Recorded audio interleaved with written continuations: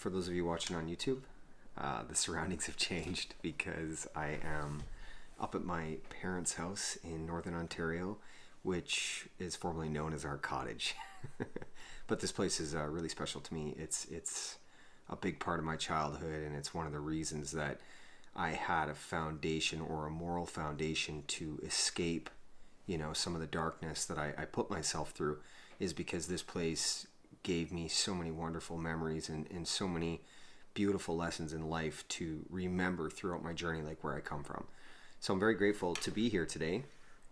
We actually came up here on Thursday. We surprised my parents for Easter, which is a big deal. I mean, I've never surprised them with anything other than debt, or being in jail. I say that, but it's the truth. Like, I've never really been able to, be a part of this family in a socially acceptable way, or an emotionally acceptable way. That's a much better way of putting it. That's exactly how I would phrase that. We've all emotionally, physically, and mentally accepted each other because we're vulnerable with each other, or maybe I'm vulnerable with them, and I'm vulnerable with everyone. And it's through that vulnerability that we've created this beautiful friendship and a family bond. And it's something that I witnessed this weekend by doing this, by surprising them. I booked some plane tickets with my Visa debit, which was a big deal, because I didn't have to use my mom's credit card for anything. And I was able to rent a car, which I've never rented a car in my life. It's kind of a big deal as well, for an individual who practiced going against everything that society said was acceptable. I did everything that would not allow you to rent a car or not allow you to have any credit or to have a credit card. I am, since 3 years, been working on myself and putting my life back together, and here we are. Like, I've got a prepaid credit card that allowed me to rent the car, that allowed me to get home and to surprise my parents. And that in itself, like, all those maturity steps or those steps of growth have really been an amazing thing for not only them to witness, but myself as well. Because for me, I'm the one watching it, because I put the work in to hit these milestones and to get to these places. And that's a big deal. I mean, you're starting to see the results of what you've been practicing. And throughout the earlier episodes, everything that I talk about is things that I go through, right? So I know through a practical application of the things that I talk to that they work. And I use myself as an experiment. And that's a wonderful thing. As an addict for 23 years, basically what that means is I had a messy mind because I didn't process emotions in a manner that would allow me to move through them, because I was never taught how to do that. And you don't have to be an addict to be in that same situation. I mean, you can have a messy mind just from abandonment or a controlling parent, or being neglected, or not being seen, or not being heard. Like, all of these things can cultivate within ourselves because we weren't giving the tools how to process emotions and how to grow through our emotions. So that's what the cool thing about all this is like, it's a journey, and you're here and you're along for the ride. And I look forward to hearing about your journey. This isn't just about me. This is just a shared experience so that we can all grow, because popularity and these kind of things don't have any effect on me. It's more so the collection of a group of individuals growing to a higher evolution that helps us achieve a certain state of love. And that's the gift that I've given myself, was learning how to do that and slowing my mind down. Like, that has been one of the most difficult things that I have had to put myself through, is undoing everything that I learned along my journey. And it's the undoing of everything that was put inside of me as a learned behavior or a belief system that wasn't my own. I had to really deconstruct those, like, who am I kind of thing, right? Why do I think this way, or why do I do things? Like, why do I eat meat? Because I was told to eat meat, that I need to eat meat in order to have protein. Well, that's not true. You know what I mean? And how do I know that's not true? Well, I experimented with it. I tried it within myself. I kind of challenged those theories. And that's just me. That's just my own personal thing. But I would encourage you to challenge the theories and the belief systems that you have within yourself. Because if you don't arrive to your own conclusion on something you think about, then how do you know it's for you? How do you know it's of your own thinking, or of your own feeling, or of your own knowing, without deconstructing what you think you know? Just because we're told something doesn't mean that that has to be what we do. We really have to come to that answer on our own. And if we do everything from a place of love and understanding, then no one's going to get hurt in the process, right? So there's nothing wrong with that. There's nothing wrong with questioning things and questioning who you are and questioning who you want to become, because evolution of life doesn't end. Don't get to 22 or 25 or 30 or 40 and think that this comfortable routine that you've created for yourself, where the same pattern and the same habits happen day in and day out, is life. Because that's not life. That's just something that you have allowed within your life because it's something you know. And trying new things is difficult, so why do them? But the lessons and education you can gain from trying new things is what we're here to do. There's so much more, right? There's just so much more to life than working. And once they teach us how to do the job, they only teach us a small portion of the job. So no matter what you do, you kind of get good at it because you do it every single day. And then it just becomes a job, right? Like there's the passion and inspiration inside of what we do is lost. So you got to find that in other places. You can't really expect the thing that you do for a paycheck to give you that passion and inspiration because you value the paycheck out of what you do, because it's so repetitive. It's just a good observation to have, right? And that should encourage you to try new things, even though they're difficult and even though that's going to break your pattern and routine of your everyday life. For sure it is. But it's going to allow you to open your heart and open your mind and open your soul and feed your soul something new. Feed your soul something positive, because it's for you, and it's not good or bad, right or wrong. It's just, it is what it is. And things that are there and we don't know the outcome of them are so beautiful, because we gain the outcome by experiencing it. Like putting your hands in something, trying something new, not just talking about it or not making excuses as to why you don't want to try something or you haven't tried something yet. Just push that aside and allow yourself to be and to learn. Like that's a great way to kind of look at it as education, for the soul. Because schools make employees, education sort of stops at a certain point, and then you have to go and do the thing you love for money, because you got to pay off the school debt or you've got to pay for life. So, that kind of creates an employee. But quickly, the inspiration and passion for the things that we went to school for weren't there to begin with, or diminish over time. So it's something to become aware of, right? If you're not feeding your soul something for you, then you've got to really put effort into that to learn something new for yourself and value it. I mean, the value in education that feeds our soul is got to be paramount. I mean, it helps you learn about who you are and grow and teach you something new. I mean, geez, you could be an amazing dancer, you could be an amazing singer, but if you're too afraid to try, like, you'll never know. And to be a person who at least knows because they tried, well, you're more experienced. Then those gray hairs won't seem so bad once you get to that age of wisdom, because you'll have gained the wisdom through the experience. Because that's what gray hairs are. Anybody who be hating on that, please, just kind of sit with that and look at it for what it is. It's a crown. Gray hairs are a crown. It means you've hit a certain point in time that you've been trying things. Don't let those gray hairs be there because of stress, fear, anxiety, bad food. Wear them proud, because you've been through things and you've tried things, and you've been on this planet experiencing, and it becomes a great reward. And really it should be looked at through the youth as a sign of an individual who has time on this planet, who has something to teach me.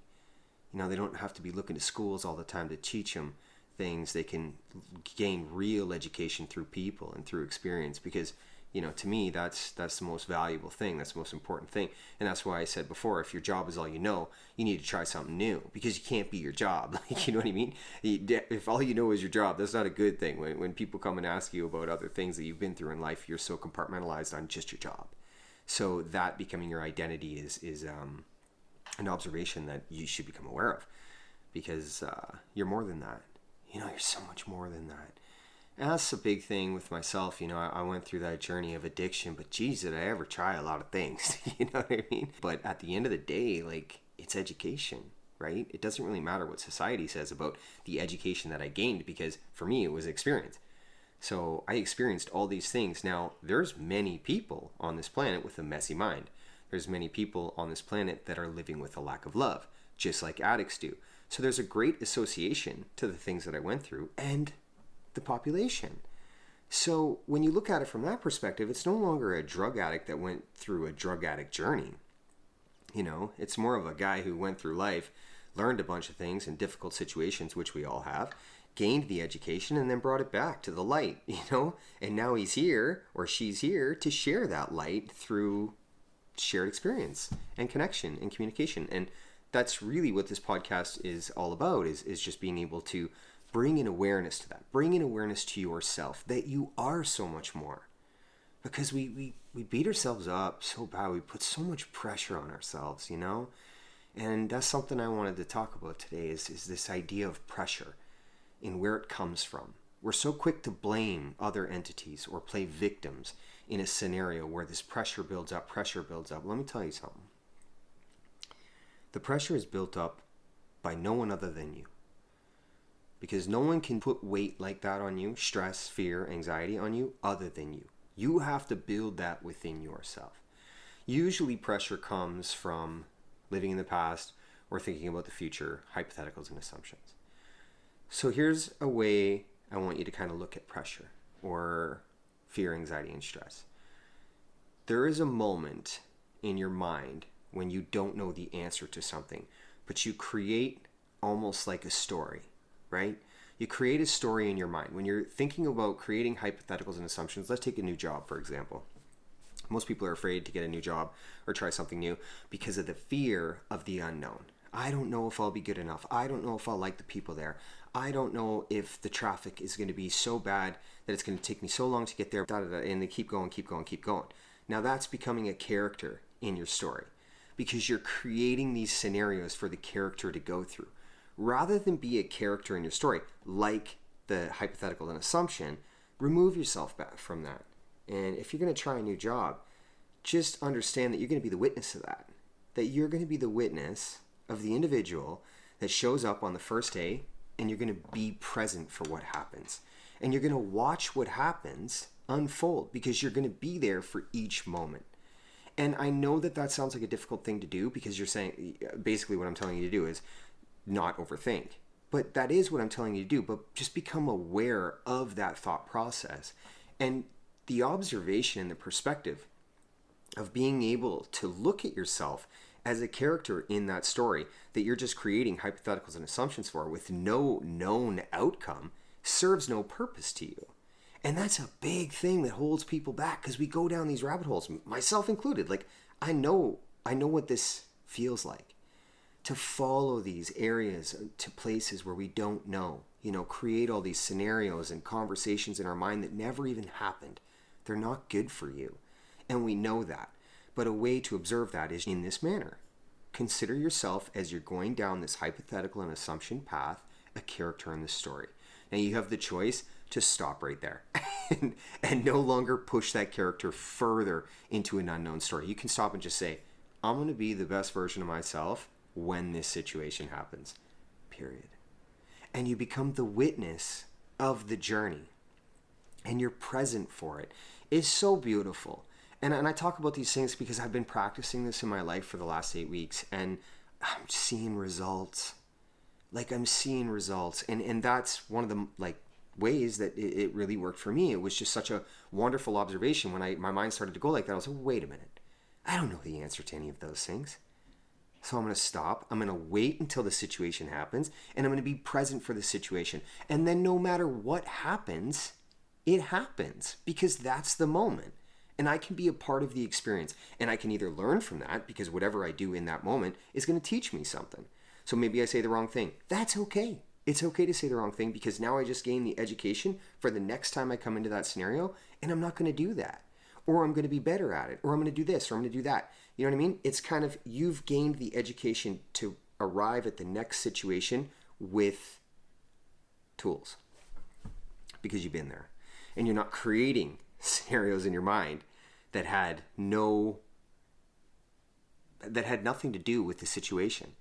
Because we do that so often. We create scenarios in our mind or conversations or hypotheticals and assumptions around a certain subject or around a certain new thing, and it kind of limits us. And there's so much fear, anxiety that when we get to the actual experience of the situation, we've overthought it so much that now we're completely removed from enjoying the experience, and then so many things happen because we're already thinking about the future, and that's it's damaging to growth, right? Because these are behavioral practices that you're practicing in your mind, right? And it becomes detrimental to your growth, but it becomes normal because you practice this over and over and over, and you just need a way to break it. You just need a way to see it from another angle. And that's why I talk about this kind of stuff, because the mind is really an essential part of how we feel.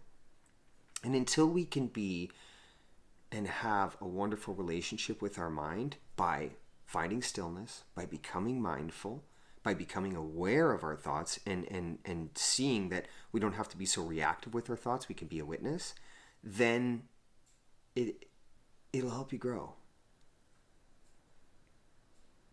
This is a way to get to that point, to help you grow. And I share about that because it's common.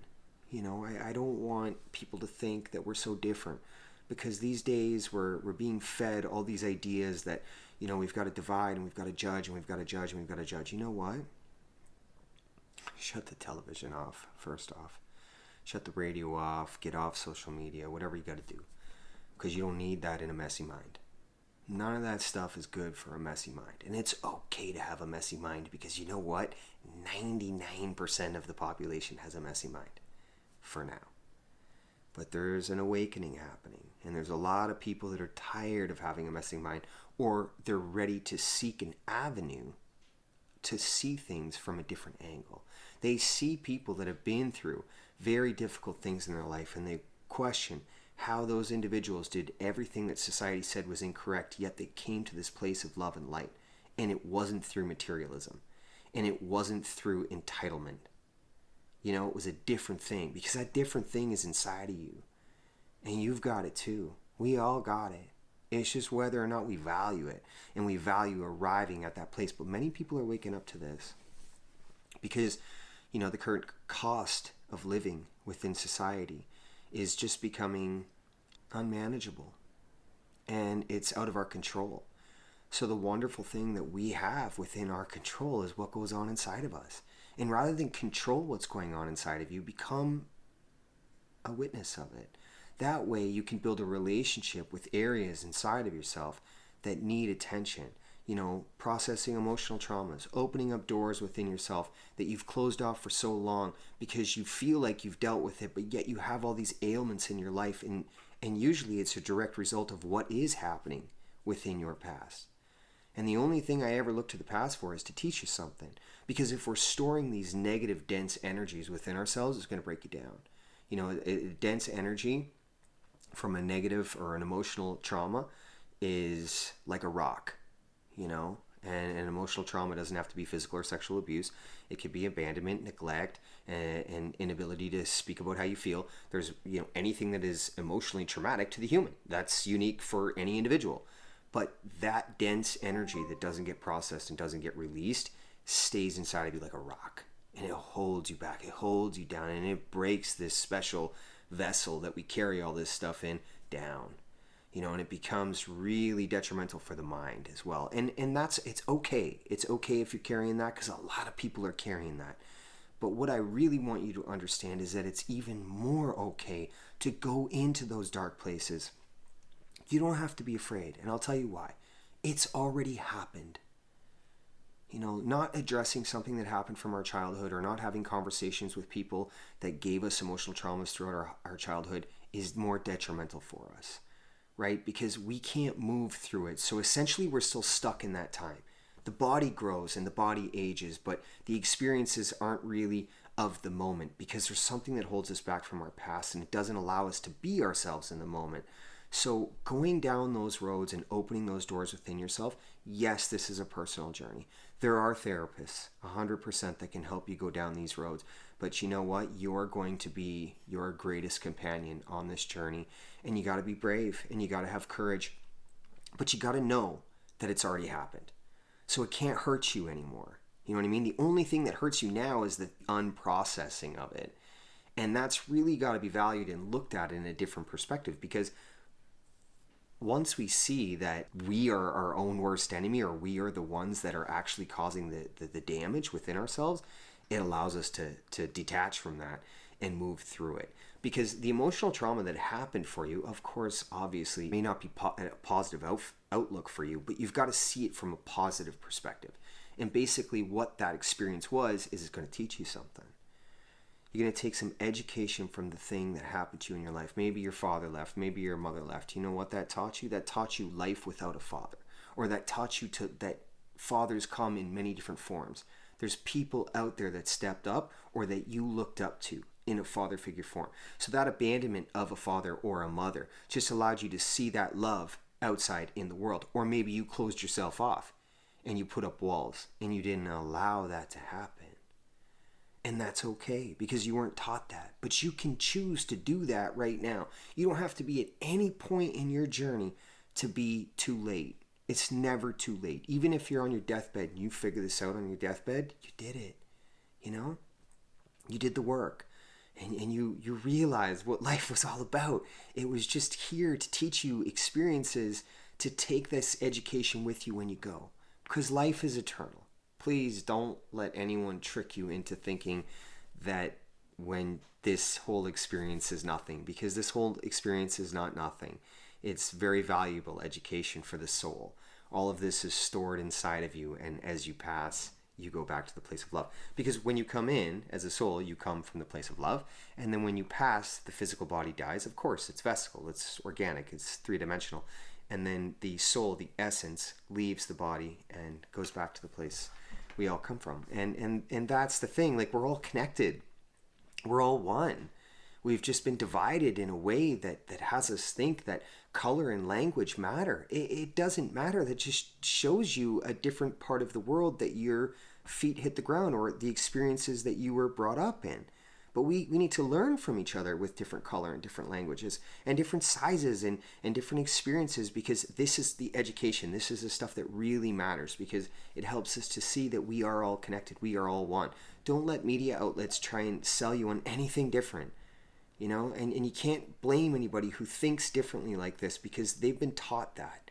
They didn't go inside of themselves and recreate belief systems and recreate patterns and question the things that they value and that they stand for in life. They just let other people feed that to them, and they adopt that as their own. That's okay too, right? Because if we're not given the awareness to do this, or have conversations about this, some people will go through their whole life, you know, not liking another color or not liking another person who speaks another language. So rather than, you know, have hatred towards that person, compassion, empathy, and sympathy is a wonderful tool to have, because, you know, it just allows you to be kind. You know, and kindness is something that we can all do in our lives, and we can share with other people, because, you know, negativity and violence and anger, it gets you nowhere. It gets you nowhere. It creates more emotional traumas, and then you're carrying around that negative, dense energy with you, and you're just, you know, putting more and more inside of you, and it weighs you down, holds you down, it breaks you down. So really remembering that we are all human beings, a part of the human race, and we're brothers and sisters, and we're all here to go through experiences and learn from each other and evolve into a higher state of consciousness is really going to help you along the way, because that's the reality of the situation. That's what's really going on. There are certain entities in life that have chosen greed, you know, and they've chosen to value power and control over love. And that's the current state of society that we live in. You know, success is defined how big your bank account is. And if I have more money in my bank account, but the child in Mexico that doesn't get to go to school and doesn't get to eat doesn't have any money in the bank account, well, I'm better than them. So my kids get to go to school, their kids don't, because they don't have any money. That's not what life is, right? that can't even be a reality. You know, money is just a made up thing. The only thing that gives it value is humans, because some have more than others and they want to tell other people what to do. So by creating a system that would divide us, then they would be able to do that. But we don't have to value that, right? Like a lot of the stuff that I do in my life is through sharing. We give, you know, because when you give unconditionally, I never expect anything in return. Doesn't matter if I lend somebody money or I give somebody money or give somebody food or I give somebody my time. It doesn't matter. I do everything unconditionally, because that's just growth. That's just love, you know. You just learn to really see life like through the eyes of your brothers and sisters, you know. It's a wonderful perspective to really teach yourself. You have the power to do that, to teach yourself that. Nobody can take that away from you. Like, the power that you possess as a human being is unmeasurable. And the power of we possess as a collection of human beings is incredible. And we're going to get there. And you know, looking at the world as a big, broken, diseased place of poison, of power and control and greed is one perspective for sure. But turning the perspective within and seeing that, you know, going through the messy mind and going down the rabbit hole of cleaning up of what we have inside of ourselves, it first off will allow you to float through life. Like you will vibrate at a much higher level in the frequencies that you take in and that you emit. People will around you will start to surround themselves with you because of what that you have, because of the work you've done inside, not how big your bank account is, right? And it's through that individual work that we actually become a collective, right? The only way for all of us to grow as a collective is for each of us to see love and understand love within ourselves, so that we can then share that with our brothers and sisters on the outside. And that's how it goes. Like, that's how the collective consciousness grows. It's not this thing that happens just like this. It is happening just like that essentially, but we have to do the work within ourselves. So don't be afraid to do that work, because you're a part of the collective consciousness. You're a part of the growth of love. Another thing I would encourage you to do is you don't have to brag about that. You know, when you're on a spiritual journey and you're on a personal growth journey and the journey within, you don't need to be telling people like, you know, like looking for some sort of validation for what you do. This is personal. You know, you keep this thing inside of you for you. If you meet other people along your path, such as myself or other people that, you know, talk the way we do and connect with them through their social media, and you look for questions to help you grow along the way, that's different. But trying to put yourself out there like, oh, I meditate for an hour every day and I'm spiritually growing and I'm doing this and that, it's not what it's about. That's ego. Ego tells you need to brag about what you're doing. You don't need to brag about nothing. You know what I mean? Because if you're growing within, man, this thing's for you. And it's very personal. And it doesn't have to be for anyone. And one of the things that helped me more than anything was spirituality. I began my whole journey with spirituality. I spoke some words in prison. You listen to the podcast episode. I talk about it almost every episode because it's so much a part of me. Like this love, this source of love. I surrendered my love to Jesus. I read it in a book about another man who'd lived a very similar life to mine. His name was Matt Gober, and he surrendered his love to Jesus, and he had an awakening. You know what? I, in that moment, was homeless. I had nothing. I was a drug addict for 23 years. I thought, what do I have to lose? I was so tired of not loving myself, but I didn't even know it. I didn't even know that was going to happen. I just was tired. I was so sick and tired of the same every day, same every day, same every day. Your same every day can be whatever it is for you. It doesn't have to be drug addiction. If you're tired of not growing, if you're tired of not learning how to love yourself, check it out. Jesus isn't the individual that everyone has to follow. It ain't like that. Buddha, Allah, Krishna, these people were spiritual teachers. They were here to guide us to this place of light within ourselves. Religion has been twisted into an organization and a business, and it's injected fear into the mass of what is love, and it's been twisted. So I would encourage you to really become aware but find that on your own. You've got to come to your own conclusion on that, but that's something that I personally witnessed, right? Because why would an entity that wants to invoke love in everyone take money from people and use that money to grow an organization that benefits only a small amount of people, right? So that's kind of how I looked at that. And even the Bible is only a collection of stories. It doesn't give you all the stories. They only put in there what they thought would work for a certain time. So, and a lot of the teachings don't actually teach you how to do the things that Jesus talks about, with spiritual awakening and how to become the light. They leave those parts out. So just something to become aware of. I myself practice the understanding of religion, and not just one, multiple religions, because the spiritual teachers that are within these religions were there to teach you things. So I like to look at more than just one place, right? But because of the sake of conversation, I did speak the words and asked Jesus, surrendered my love and asked Jesus into my life. That was a key. It was a key. It unlocked something within me. And from that day, I understood love. I didn't walk alone anymore. It was real. It's so real. This power. I know it. I mean, I don't know. I can't take away from it. It happened. Like, that's the first thing that happened. And what that did, it gave me the ability to believe in myself. I mean, shit. Believing in yourself? Like, once you believe in yourself, you don't need validation. You don't need nothing from nobody. Because you believe in you. And you start to begin to look at your past and the person that you were in a manner that you question things. Because you start to see, like, why did I do all those things? What brought me to this point in life? You become present. Really, like, you become present. Like, you become so aware of the present moment in yourself because you no longer walk alone. You've got the love within you because you asked for it. I think that's another thing I should definitely bring up. A lot of people ask me about the words that I spoke. Somebody mentioned this to me not too long ago. They said, man, you asked for it.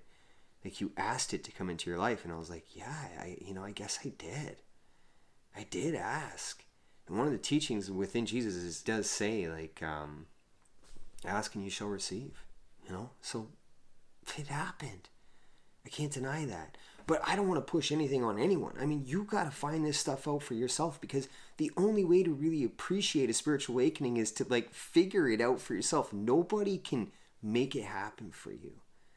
You got to do it on your own. And that's another beautiful part of the journey, is like, you put the work in. So you value the reward, or you value the results.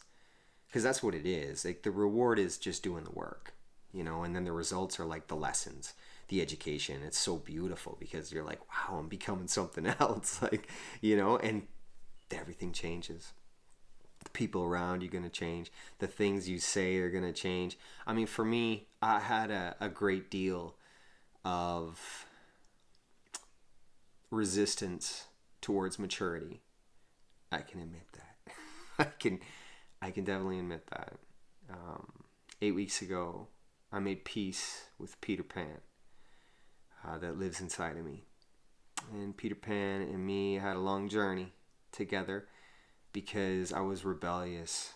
I always was. I kind of was so aware when I was younger of, like, school being just so ridiculous, like teaching us a bunch of things and that we're really not going to use over the course of our life. It just seemed like such a waste of time to me. Not that I was bad at it. I was quite good at it, actually. I just saw, like, the redundancy in what we were doing. It just seemed in such an impractical method of teaching. Like, there was really no practicality. It was just like a wave of information in a manner that not everyone in the classroom could absorb. A lot of my peers around me had self-confidence issues, and they thought that they were inadequate because they couldn't learn in the same manner other kids could. But really, in reality, there's 12 archetypes. And that basically just means that there's 12 types of learning. There's 12 types of many other things as well, personalities, characteristics, and whatnot. But for the sake of the conversation, if you're a child and you're listening to this and you find yourself struggling in school because you can't get it, well, don't beat yourself up for that. School is only designed to really infect 3 archetypes. There's only 3 types of learning, 3 archetypes that learn in the manner that school teaches. So you've got 9 groups of individuals in a classroom feeling dumb right from the beginning, and then they're graded on it. So now you're graded on not getting the information correctly because the teaching method or the manner of education that is being delivered to you isn't a way that you effectively learn. Some kids are practical. Some kids are academic. Everyone learns differently within a certain a group of individuals. But it's certainly something that we've got to be having a conversation about. So for me, yeah, I knew at a young age that this wasn't for me. I didn't get locked up into it, and I'm grateful for that. I'm really grateful for how things worked out for me. But yeah, if you're a child and you're listening to this, I want you to know that, man. Like, don't beat yourself up for that. And if you're a parent listening to this, please have a conversation with your child about that, because that's certainly something that you'll want to be discussing with your children, like that they're feeling dumb, and they're not dumb, and now they're just trying to attach to something else because they want to get good at something, and for most it's social media. So that's why kids are sort of just not doing anything these days, is because don't know who they are, and they're being forced to choose what they want to do, but there's all these other distractions that they can attach to, so they choose that. So communication, man. If you got kids, like, communicate with your kids. And even if you don't have a good relationship with them, let me tell you how to build a relationship with them. You get vulnerable. You tell them about the things that held you back in your life. That's going to help your relationship grow with your children. Never be afraid to share about what's going on inside with yourself with your children, because if you can't share about the things that are going on inside with you, trust me, they know. Like, they're picking up on that. Kids are not stupid, and I don't care what age you think we're talking about here. Even from a very young age, children are so incredibly intelligent because they're so aware and receptive. They don't have all these learned behaviors and poor practices of processing, or the inability to process emotions. They're pure. They're so pure. So really look at your children as education and figure out ways to learn from them, because they're very present. They're very still. They're very mindful. They're very kind. They're empathetic. They're sympathetic. They have compassion. You can put 10 babies from 10 different countries in a room, and none of them will see them other than a being of love. They don't know judgment. They don't know division. They don't know to value something from an external perspective, because that hasn't been put in them yet. Very valuable piece of information, and something to become aware of is just that analogy in itself. It just reminds you that humans grow into the beings that they choose to become because they allow those practices to happen within their mind. There is no blame and victim mentality within this. There can't be. I mean, if you're trying to blame someone else or playing the victim, like, you're not going to get anywhere, because you're just going to stay stuck inside of that repetitive cycle that it's somebody else's fault or it was poor me. I get shitty things happen to people, for sure. It's just the result of an experience to teach you something, regardless of how bad it is. And I know for some, the journey is very difficult, and trust me, I know about it. I've been through some things. You don't spend 23 years on the street and not learn some very, very difficult lessons, because I did. So I have my own. There is no comparisons in journeys. My journey was unique for me. Your journey is unique for you. So don't let anybody judge you on your journey. And if somebody's trying to judge you because you're trying to grow and trying to think differently, move away from them. Get in your own lane. You know what I mean? Because some people, when they see people trying to grow and they see people trying to better themselves, they try to bring them down. And if you even pick up on any of that, even if it's within your best friend, try and have a conversation, speak your truth, speak your heart. And if they aren't receptive to that, you got to move away from them, because that's just going to hold you back. And it's really going to cause you an immense amount of pain, and it's going to stunt you from growing within your own journey, because you got to value this over anything else. You got family members in the house. We can make all the excuses we want to, because the family's filled with dogs and babies and husbands or wives, whatever it may be, and we don't have time. I can't find an hour for myself. If you can't find an hour for yourself, it's because you choose not to.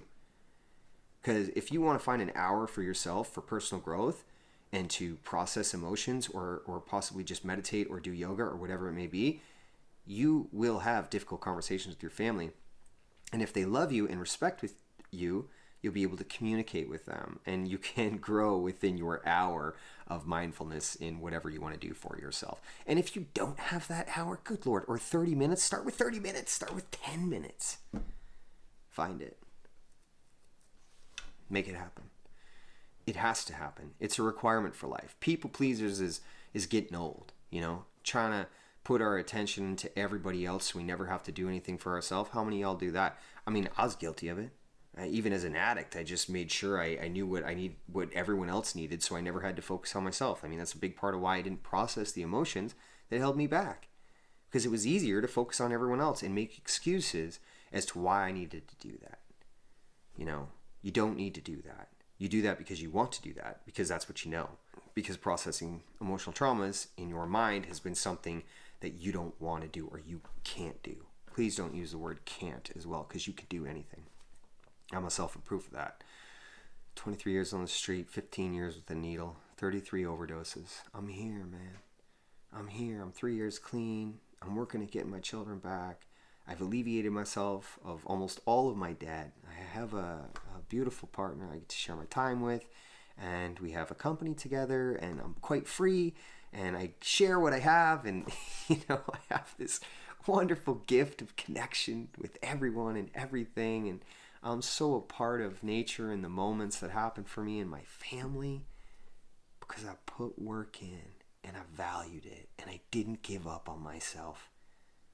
And I'll never give up on myself, and I'll never give up on you. Because there's no place I'm going unless we're all going there together. So that's it. Like, I'm here for the long haul, man. Like, I'm in this for the long run, for the evolution of mankind. It's happening. Like, this is what we're here to do. The times may get darker as we continue on this journey. Shut your television off. Detach from social media. Cut it out of your life. You can't change it. It's too big. It's been going on too long. And entities that make decisions that affect many, many people will do that because they have the power, control, and the greed to make these things kind of happen. So let it go. You can't change it. And it's probably going to get a little darker as we go here. And that's okay. Because when things get darker, we appreciate the light. And we navigate to the light even more. We come together. There can be sources on this planet that try and divide us, but at the end of the day, we're going to come together. It's a beautiful part of the evolution, and it's just what has to happen. We become a witness. You become a witness of what is happening in the world. You're not a character in the story anymore. You don't have to create all these hypotheticals and assumptions into areas where you can't control and you don't know the outcome. There's no point. Just become a witness. Turn the perspective within and effectively focus on yourself and grow through the things that have held you back, your life, and give yourself a new life, like a rebirth. It's a very real thing. It happened to me. Like, I died in that jail cell and I woke up a different human. It was insane. And I love every minute of it. And if I had to do my journey again, I would. And that's crazy. That's crazy to say, because it was filled with crazy experiences. Very, very dark at points, and messy minds and all these wonderful things. But you know what? Today I sit here and they're wonderful because I look to how beneficial they have been for me to come to the light, because the difficult experiences we face in our life teach us the greatest education. If things are easy, we don't really learn much. So when you turn that perspective within, remember that. Remember, you're going to school inside yourself, and all you're there to do is pull the education out. There is no blame. There's no victim mentality. There's no need to get stuck inside of an emotional repetitive cycle, because you're going to free yourself from it just by learning that your mother was so controlling in your life, or your father left because that was there to teach you something, not put you in a victim mentality. I love y'all. Seriously. If you listen to this and you're supporting me, and the things I say and the things that I'm trying to do, I love you. And I say that because I've had quite a few people lately just like really let me know that the things are helping them, and I care. I care so much about that. I don't care, popularity and these kind of egotistical things aren't for me, because we're brothers and sisters here together. So I really appreciate when people like reach out to me and they tell me like, hey man, my life's changing. And it's because they're putting the work in. It's nothing I do, right? I'm not doing anything. You have to do the work. All I'm doing is allowing you to see a perspective through my experience and maybe share some information that you weren't really given throughout your journey. So thank you. Love you. Yeah, that's such a cool thing to be able to say, like, I love you, and I mean it. I really mean it.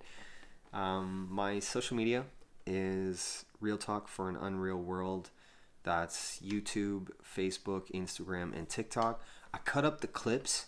Like, I take like things that I think are cool, or like a little like 1 minute clips or 2 minute clips from the full episodes of the podcast, and then I put them up on TikTok. And if you watch the full episodes on YouTube or on Spotify or whatever you're listening to, and you need something to help keep you going throughout the week, you can check out those social media sources. And yeah, I put them up, try and get it up every day. Again, I'm growing within myself, and I'm just getting better at this and really trying to balance out my life between everything that's happening. But I put the work in, and my results are starting to show, so everything is really aligning more and more and more. Yeah, so that's a cool place you can get that stuff. My Twitter is realtalk4 unreal, and my email realtalkforanunrealworld@gmail.com. And if you have any questions, concerns, anything that you are going through that you can't see things from another way, and you'd like just some perspective or some encouragement, please feel free to email me, and I get back to that as quick as I can. So I just want you to leave you with the fact that you're never going to stop growing till the end. Don't get to the end and try and think about all the things that you didn't do. Listen to this right here, right today. You got the power to choose when you're going to do something. And it doesn't have to be everything all at once. Don't look at the big picture. The big picture is made up of small events, and that's what makes the result of the big picture. So enjoy the journey, enjoy the ride. Enjoy the difficulties, enjoy the wonderful moments, just enjoy all of it. Be kind to people. It'll help change that frequency within you. Much love. I really appreciate everyone. Thank you.